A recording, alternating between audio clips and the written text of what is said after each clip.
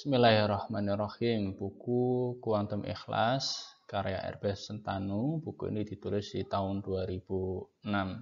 Salah satu buku pertama atau awal-awal dalam petualangan saya untuk memasuki dunia pengembangan diri.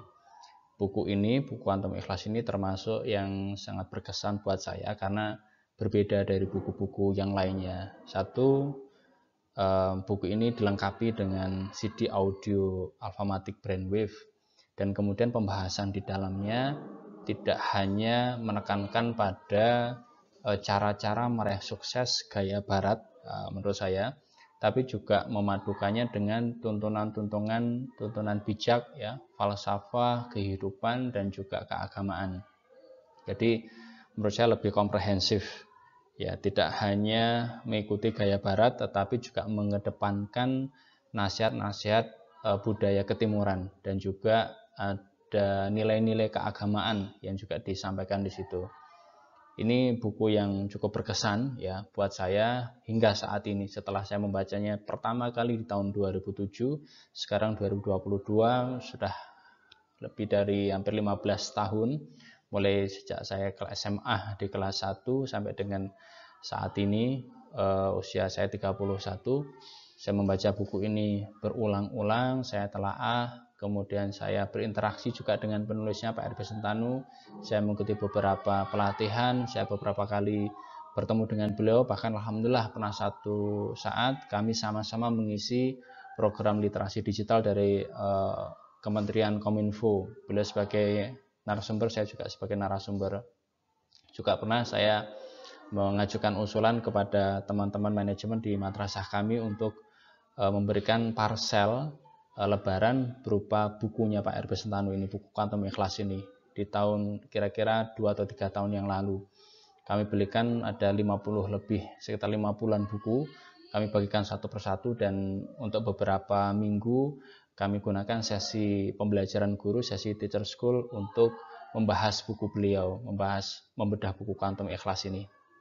Nah, sekarang saya ingin mendiskusikan beberapa bagian dari buku Quantum Ikhlas. Di bagian pendahuluan, salah satu chapternya adalah transformasi pengembangan diri. Jadi Pak Nunu ingin menyampaikan, menurut pemahaman saya, bahwa dunia pengembangan diri saat ini, mulai tahun 2007 sampai dengan saat ini, itu mengalami perubahan dari yang sebelumnya dominansi otak, ya, positive thinking, willpower, dan seterusnya. Sekarang merambah ke dunia yang lebih spiritual, yang lebih memanfaatkan potensi hati, kinerja jantung, menggunakan perasaan, menggunakan praktik doa, ya, menggunakan praktik spiritual keagamaan, ya, yang sebelumnya hanya mengedepankan kekuatan diri pribadi yang cenderung kepada ego, ya, sekarang lebih merangkul, ya, lebih mengolaborasikan dengan tuntunan bijak, ya, falsafah kebudayaan yang sejak lama hidup terutama di Indonesia. Saya menuliskan beberapa frase atau beberapa kalimat yang menurut saya berkesan untuk ditelaah. Yang pertama, saya menuliskan ini power versus force. Jadi metode pengembangan diri yang sebelumnya hanya berfokus pada force, ya, pada gaya, ya, pada kekuatan diri sendiri, sekarang lebih kepada bagaimana mengolaborasikan, mensinergikan seluruh kemampuan yang ada di dalam diri, yang lebih powerful, ya, tidak hanya menggunakan kekuatan yang sedikit, kekuatan ego, ya, force-nya ego, tetapi menggunakan power dari keseluruhan potensi diri. Ada sebuah buku yang sangat bagus, judulnya juga sama seperti Power versus Force. Ini karangan Dr. David Hawkins. Salah satu disertasinya, beliau membuat disertasi berjudul Qualitative and Quantitative Analysis and Calibration of the Level of the Human Consciousness. Jadi beliau meneliti tentang pengukuran kualitatif dan kuantitatif tentang level energi kesadaran, tingkat kesadaran manusia, dalam arti tingkat kesadaran spiritual yang dikaitkan atau dianalisis berdasarkan realitas hidup, ya, prestasi hidup yang dijalani. Bahwa tentu untuk saat ini dan sebaiknya sudah memulai untuk meraih sukses atau kebahagiaan sebagaimana yang kita inginkan tidak hanya menggunakan force dari otak semata, tapi lebih menggunakan power, keseluruhan daya yang ada di tubuh kita. Daya pikir, juga daya rasa, daya aksi, semuanya termanfaatkan secara kolaboratif, secara sinergi, secara tepat. Kemudian metode penggalian potensi diri yang lebih progresif revolusioner. Jadi buku Quantum Ikhlas atau teknik metode Quantum Ikhlas ini Pak Nunu yakini, Pak RB Sentano panggilannya Pak Nunu, beliau yakini bahwa metode ini adalah metode untuk memanfaatkan, menggali potensi diri, memanfaatkan kekuatan diri yang lebih progresif, yang lebih terus bertumbuh, berproses, dan lebih revolusioner. Tidak hanya sekali lagi hanya menekankan pada aspek ego atau willpower, kekuatan kehendak, tetapi lebih menggunakan daya potensi hati. Kemudian catatan saya berikutnya, lompatan kuantum dalam bidang pengembangan diri. Sekali lagi yang sebelumnya hanya berfokus pada semangat atau motivasi diri, tapi sekarang lebih menggunakan daya potensi hati perasaan yang ini mulai dipelajari di dunia ilmu fisika kuantum, bahwa yang disebut pikiran dan rasa atau perasaan itu semuanya adalah benda nyata dan memiliki dampak yang real, dampak yang nyata terhadap kehidupan, realitas kehidupan yang seseorang jalani, yang orang jalani. Menggeser fokus pengembangan diri menuju proses yang lebih berbasis intelijensi hati dan kinerja jantung. Yang sebelumnya hanya fokus pada kecerdasan otak dan pikiran semata, kinerja otak, sekarang lebih memperhatikan ya kecerdasan hati dan kinerja jantung. Ya nanti di bagian buku itu juga dijelaskan bahwa yang dimaksud dengan hati atau heart itu adalah jantung. Ada sebuah institut di Amerika namanya HeartMath Institute yang sangat mendalami, meneliti tentang potensi atau dampak dari jantung terhadap keseluruhan tubuh manusia dan kesehatan tubuh manusia secara keseluruhan dan kesejahteraan atau well-being atau kesejahteraan yang manusia alami dalam hidupnya. Jadi buku atau metode Quantum Ikhlas ini sangat menekankan pada bagaimana memanfaatkan tidak hanya potensi otak, tetapi juga potensi jantung. Tidak hanya pada force, tapi juga pada power yang tubuh miliki secara sinergi, secara kolaboratif, ya, secara harmonis ya untuk mencapai tujuan yang diinginkan, yaitu mendapati menjalani hidup yang jaya, yang seimbang lahir batin. Proses pengembangan diri yang menggabungkan kekuatan sains dan motivasi ketuhanan spiritual. Jadi ilmu pengetahuan modern dimanfaatkan, artinya diambil manfaatnya, tapi juga tidak meninggalkan nasihat-nasihat bijak atau motivasi ketuhanan atau nilai-nilai spiritualitas. Ini yang dicoba untuk diterapkan, digabungkan di metode Quantum Ikhlas. Proses pengembangan diri yang melambungkan ego dan hanya sedikit memberi sumbangsih terhadap kebahagiaan hidup. Ini adalah catatan atau mungkin kritik ya, catatan terhadap proses pengembangan diri yang hanya menekankan pada ego, hanya melambungkan ego ya, nafsu ya. Terus ternyata itu semuanya ketika betul-betul bisa mencapai apa yang diinginkan atau yang disebut sukses itu, ternyata ya kontribusinya terhadap kebahagiaan, kenyamanan, ketentraman, ketenangan, pikiran dan hati itu hanya sedikit.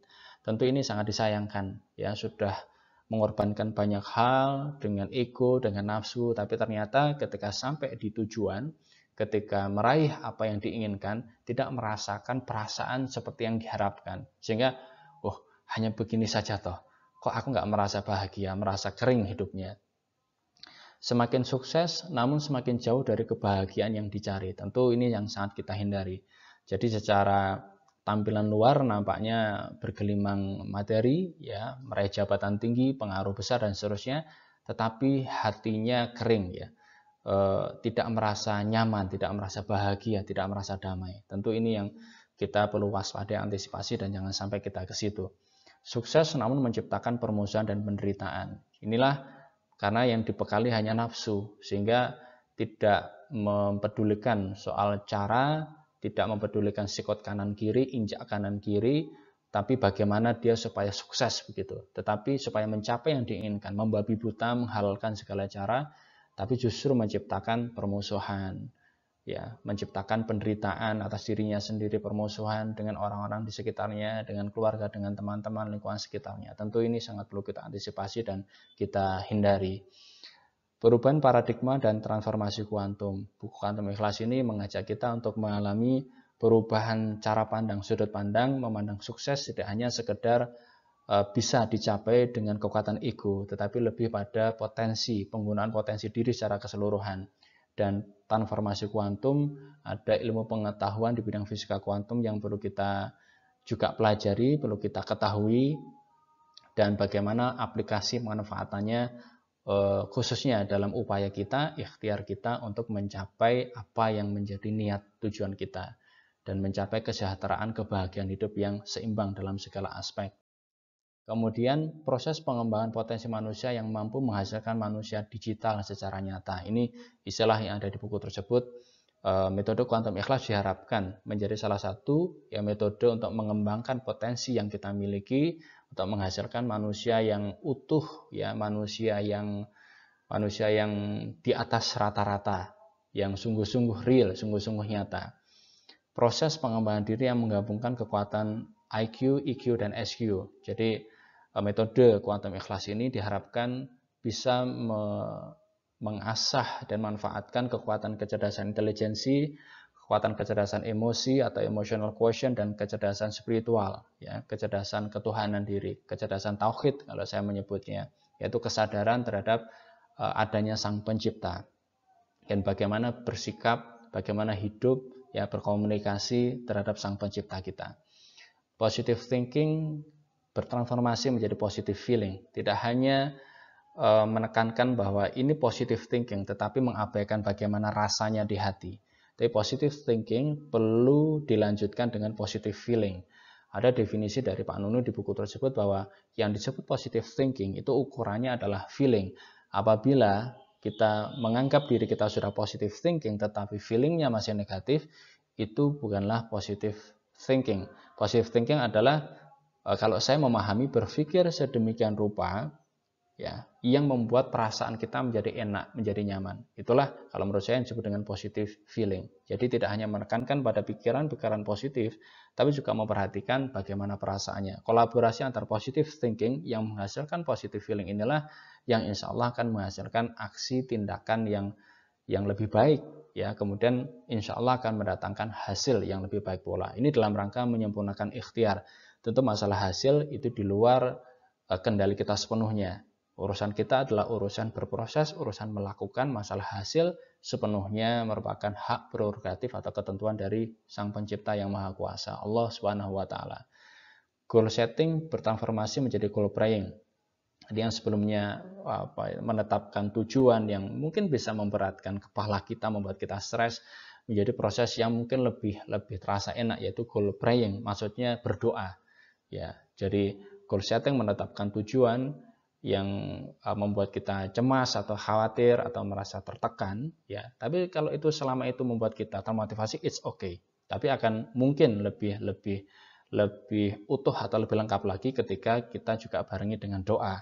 Yang mudah-mudahan langkah ini akan betul-betul membuat kita sampai ke tujuan itu. Kalaupun belum menyampai ke situ, mudah-mudahan sampainya kita itu di tempat yang lebih baik atau di tempat yang terbaik sesuai dengan pengaturan Tuhan.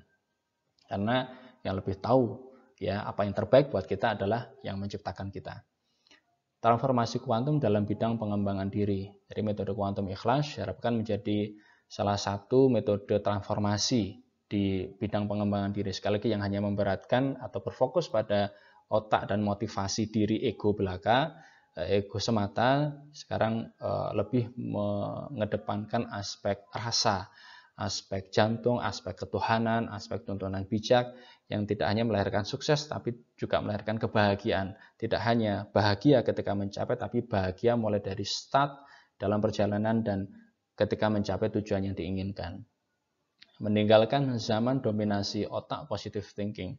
Jadi yang sebelumnya ayo positive thinking, kemudian lebih ditawarkan untuk juga memperhatikan bagaimana rasa dari positive thinking itu.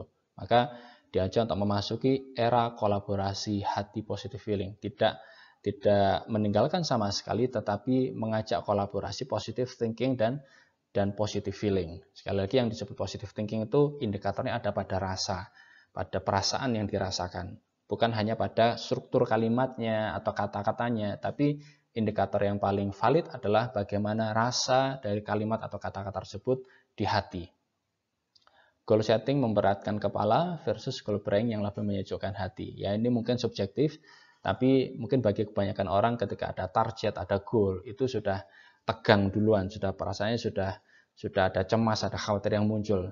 Ya, ini diajak kita untuk lebih soft, ya, lebih lembut. Oke, kita boleh punya tujuan, mari kita bawa itu dalam doa dan kita lakukan ikhtiar sebisa kita, ya, ikhtiar semaksimal yang kita mampu. Kemudian dalam prosesnya senantiasa berserah kepada Tuhan, apapun nanti hasil yang didapatkan pasti yang terbaik, sehingga kebahagiaan, kedamaian, ketenangan pikiran didapatkan mulai start berangkat menuju tujuan yang diniatkan untuk dicapai itu. Positive thinking ditambah goal setting, ditambah ego, ditambah force, ini mungkin bisa membuat seseorang meraih sukses tetapi nanti.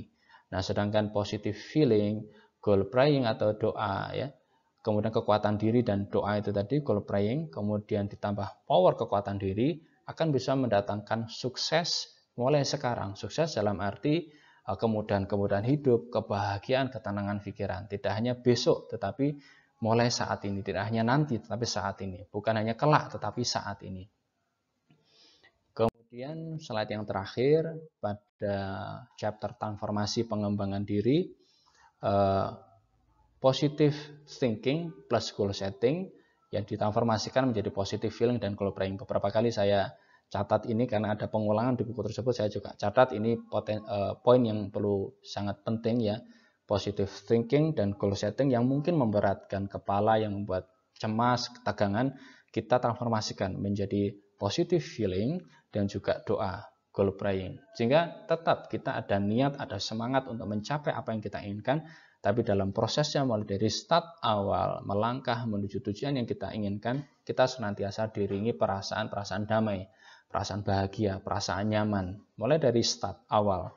Karena perasaan damai, nyaman, tenang, bahagia ini insya Allah merupakan indikator bahwa kita akan selamat mudah-mudahan. Tidak nabrak kanan kiri, tidak injak kanan kiri, tidak sikut kanan kiri.